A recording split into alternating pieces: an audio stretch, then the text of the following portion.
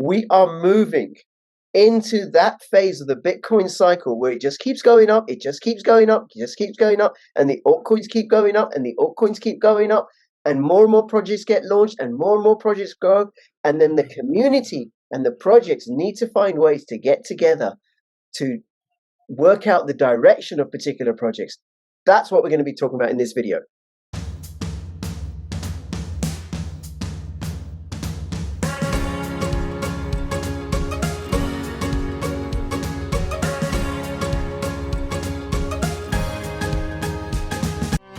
Take the first step towards online privacy.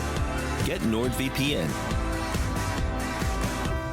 Got crypto? Got a hardware wallet to keep your crypto safe? Then you have to have one of these to keep your seed phrase safe. The Keystone tablet is fireproof, waterproof. You can use it to store 12-word, 18-word, 15-word, 24-word seed phrases. It comes with a full set of letters and everything you need to make sure that your seed phrase never gets destroyed or disappeared. Get one, get two, get three, have multiple copies. Use my affiliate link in the description below. Hi everybody, this is Crypto Rich, working with you to get rich with crypto, filling our pockets with crypto profits. I am joined by two of the team from Gov.Dao, as you can see by their backgrounds. One of them is Skrilla, formerly and still involved with Secret Network, and also Oliver. Now, both of you have been on my channel before. Thank you so much. And before I come to you, if you're watching this on YouTube, please come over to bit.ly/CryptoRichOdyssey or bit.ly/CryptoRich3Speak, decentralized platforms. Please also follow me on Twitter and join my official Telegram announcements channel. Links in the description below. Okay. Hey, Skrilla. Or should I call you Bryn? Either's fine. Hello, mate. How are you doing? It's good to be back. Yeah, good to be back. It's been a while.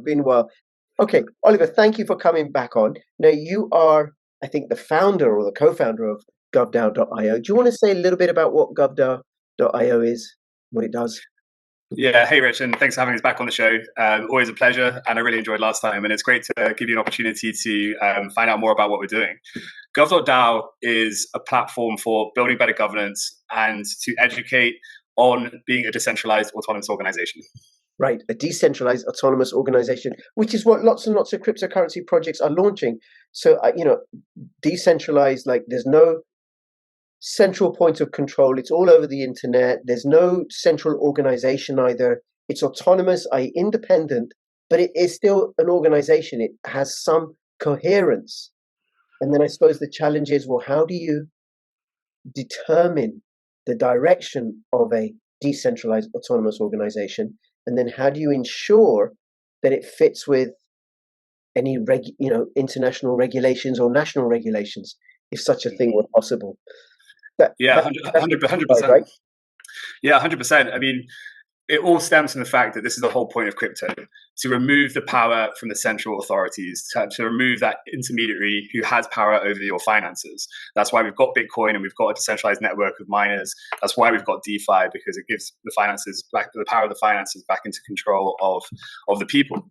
And DAOs are simply a way of forming together to essentially organize a project or interests.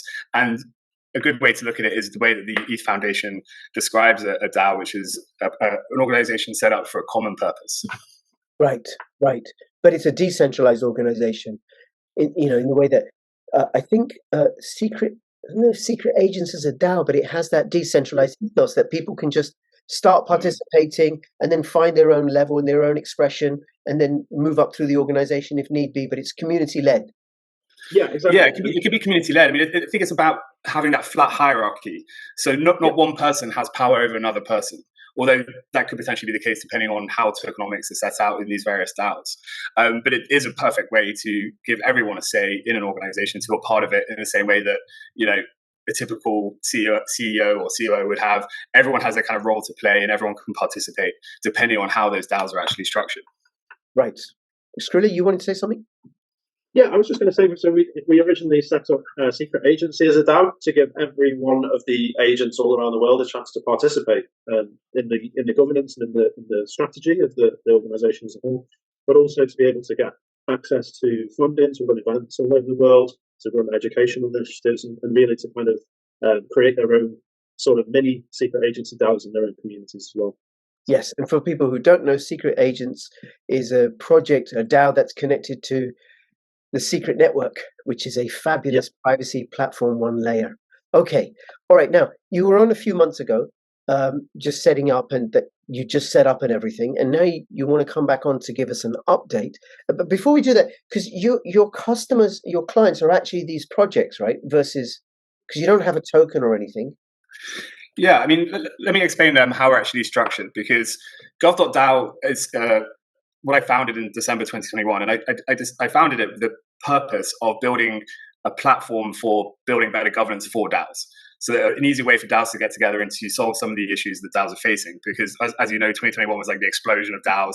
Everyone wanted to form a DAO to run their projects or to build the communities. But there were a number of different weaknesses which we can go into. So I found the domain name Gov.Dao, in my opinion, being a high value generic name, perfectly fits exactly what we're doing, right? And I wanted to build the platform on top of that. But I'm also a lawyer, and I'm a lawyer advising blockchain projects, Web3 projects, could be decentralized exchanges, could be others. And what I wanted to do is in order to drive brand awareness to Gov.Dao, and it was to bring my advisory under the Gov.Dao banner, but with a separate agency called Gov.Dao Advisory. So what we do is on the right-hand side, we're advising projects, DAOs, other decentralized projects on legal and regulatory guidance and ways to set up and do their token sales and other such projects. But we're also at the same time a development agency. So we're developing our DAO technology, and we also have a legal AI side as well, which kind of informs our advisory. Okay, very good, very good. A legal AI, so an artificial intelligence that gives legal advice. Well, yeah, and the importance of that is because, as you can see underneath Gov.Dao, we're trying to facilitate borderless Web3 law, because all projects are global.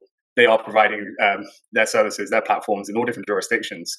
But funnily enough, they have to comply potentially with those regulations in each of those jurisdictions. So it's really useful for projects to get like kind of overview of the global best practices for structuring themselves to provide their services. But also it could potentially be really expensive if you're having to get a lawyer here and a lawyer there. So we work with our network of key strategic jurisdictions, qualified professionals who work there, to kind of be able to give our clients a faster, cheaper, and more efficient overview of what they need to do on a legal and regulatory side of things. Right. Yeah. Okay. It was one of the biggest challenges when we set up Secret Agency DAO over a year ago, was figuring out where do we actually set this thing up? What countries can you actually do this kind of structure in legally? Where can you where you can support staff, people, communities all over the world at the same time? It's very challenging, but we have kind of got a formula here at Govdao that works, and I've been through the experience of what works and what doesn't when running these things as well over the last year. So I'm really excited to bring these methodologies that we've learned to new teams, and anyone that wants to set up a DAO can hit us up on the links just next to our heads here. Fabulous. Yeah, and Crypto Rich, you mentioned the fact that we don't have a token. Well, we are setting up as the DAO ourselves, but it's a for-profit DAO in the Marshall Islands. So it will be a token, but we are looking at how that's a security token or a utility token. Potentially we're going to be releasing a utility token later on, but it's because we're able now to set up in the Marshall Islands as a for-profit DAO, because we obviously are generating revenue. We want to be able to kick back that profit to our token holders, which is a worthwhile investment for anybody who's interested. But I am very keen for there to be a separation of the Gov.Dao advisory side and also the Gov.Dao project, because for me, Gov.Dao is so much more bigger and the potential is so much wider. If you even think of how Gov.Dao is so similar to a government website address, gov.uk, for example, there is, in my opinion, potential in 5 years, 10 years time for Gov.Dao to be a platform that's potentially a decentralized organization for Web3, for the Web3 industry, for example. Wow. That's incredible. So that everybody, pretty much everybody all over the world will be coming to this platform to get information and advice on how to set up DAOs for their projects. Well, not just that, but also being a stakeholder in the governance of the Web3 world. Right. Okay. And I think a good example for a comparison would be ICANN. ICANN being the organization which oversees the whole of Web2. So potentially Gov.Dao could be the equivalent of ICANN, but for the Web3 world. And I think that because of the relevance of the Gov.Dao name, it would be interesting to look at it that way. Okay. And when are you looking to launch this token? So for us, we're trying to drive greater revenue via our advisory services, and we want to do that by focusing on our core target audience being DAOs, because we've got this DAO technology that we want to start deploying for our clients. We also have now the options of the Marshall Islands for a non-profit and a for-profit DAO. Abu Dhabi's actually just released a new DLT framework, which also allows a DAO legal wrapper to be set up for DAOs. So I can see there is still an interest in DAOs, and there's still interest in wanting to set up DAOs. But I think there needs to be guidance on what are the best use cases for DAOs and the best jurisdictions, and how can we really use these DAOs to be effective? Because those who work in the industry or those who believe in crypto and blockchain believe in decentralization. And the fact of the matter is, if you want to operate in a decentralized way, DAOs are the best way to do it. I think a lot of it is awareness as well, because a lot of people are in DAOs, but they may be not aware of the risks of being in a DAO that's not set up in a compliant manner. If you don't have a legal wrapper like Marshall Islands or Abu Dhabi, you can have full limited liability on your own personal assets. If the DAO makes a mistake, it will come back to you. So it's very important to do these setups in the correct way, in a compliant way. Otherwise, you can't be at risk. That's true, and I also think that one of the reasons we are here as well is because having gone through the process ourselves of setting up a DAO, looking at the governance framework, looking at how the tokenomics work, looking at how we can really operate as a DAO. It isn't easy to set up as a DAO. It is actually fairly complex. Because one of the great benefits of the DAOs is that you're not limited to a certain set of rules which have been put in legislation in terms of how you operate your governance. That is the beauty of blockchain in this situation, and you can choose in a bespoke way operate like your governance as you want to. And I think that's the beauty of it, but also adds to the complexity of setting up a DAO. But that's where Gov.Dao comes in, because we're able to help you through that process and to make it a lot more simplified. Right. Okay, very good. And then what are you doing to raise awareness? How are projects going to find out about you? Well, we're doing a lot of outreach, but Bryn's on the partnership side and we're doing an awesome job at the moment. I don't know if you want to run through some of the partnerships we've got in place at the moment. Yeah, a big push for us at the moment is within the EU with all this new regulations coming out, MiCA and these kind of things that are going to affect the DeFi industry. So we are definitely doing a lot of outreach to the DeFi sector at the moment. Any stablecoin issues like Shade Protocol, so anything like that is really kind of where we're focusing most of our outreach at the moment. Just kind of educating people on what's coming up and helping them to make sure they're not falling foul of any regulation. We are, we have a dedicated research team that's focusing on these new regulatory changes as well. So we're also trying to outreach to, your Cointelegraphs and CoinDesk and those kind of publications, just if they need a kind of expert researched opinion when they publish articles, so everyone's got the right information. And we're also running a lot of events here in our hometown, Barcelona. At the Say Something Gallery, we just did 4 events alongside the European Blockchain Convention. We're looking at doing a hackathon over December as well. So we'll be workshopping compliant smart contract setups, compliant organization setups as part of a hackathon. And then going into next year, we'll be hitting up lots of conferences and maybe even running our own hackathon as well at some point. So. Right. Okay, very good. And of course, yes, your connection through Secret Network and Secret Agents and what you were doing, and absolutely. And the word will get out. Because I've noticed a shift in the mood of the crypto space the last few weeks or so. Yeah, 100%. Yeah, very, very. I think it's especially relevant for privacy protocols as well, because the regulators really are trying to make everybody KYC and all this kind of stuff. So privacy protocols are going to be under the microscope, I think, over the next couple of years. So. Yep. And then there are those privacy projects which will remain unnamed, where the team are fully anonymous. And there you go. Okay, well, that'll get past the regulations in some way. Okay. Yeah, right. I think with anon projects, sometimes it is essential for DeFi purposes, but unfortunately, it is an industry where anon may lead to being scammed. So I think people, you got to try. It's a risk, as always, to invest in something you don't really know who's actually running it. Yeah, absolutely. It is a risk. So this project, any other project, all of them, even Bitcoin, depending upon where you go in and what the regulators might do with Bitcoin, nothing is guaranteed. Okay. Anything else you want to let us know? Yeah, I think if anyone's interested in setting up a DAO, please come and talk to us, because we're here to take you through right from the very beginning to hopefully your launch, if that's where you want to go. Sure. And how long does it take to set up a DAO? So technically speaking, if you want to set up just a legal wrapper, it doesn't take very long.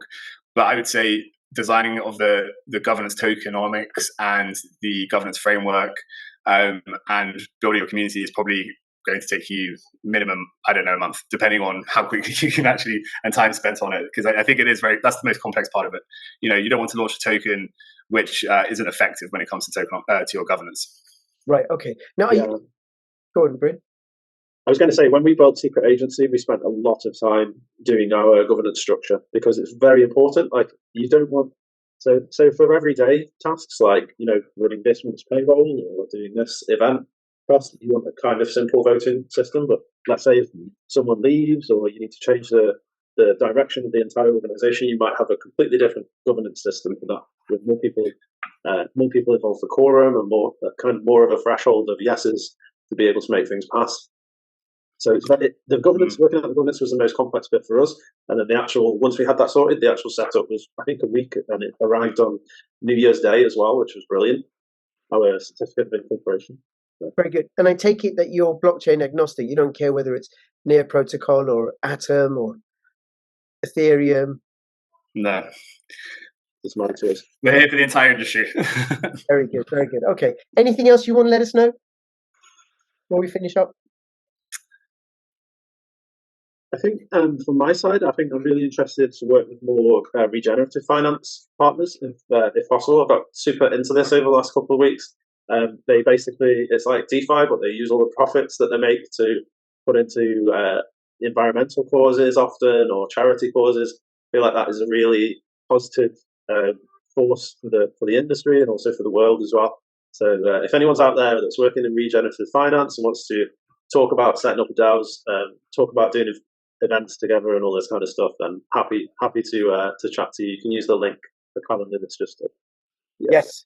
That's how people can reach out to you, and also your Twitter, and I'll have the links in the description below. So Oliver and Bryn, thank you so much. I look forward to having you on again. And anybody who's watching, if you have any comments or questions, put them in the description below. And if you're connected to a particular crypto project and you think that they could benefit from what Gov.Dao offer, then do please connect that crypto project to Govdao. All right. Absolutely. Thank you, guys. 100%. And Thank you so much. Between now and when I see you next, please keep filling your pockets with governance profits. This is Crypto Rich and Crypto Bryn and Crypto Oliver signing out. All the best. Bye-bye. Thanks so much. Bye-bye. See you next time.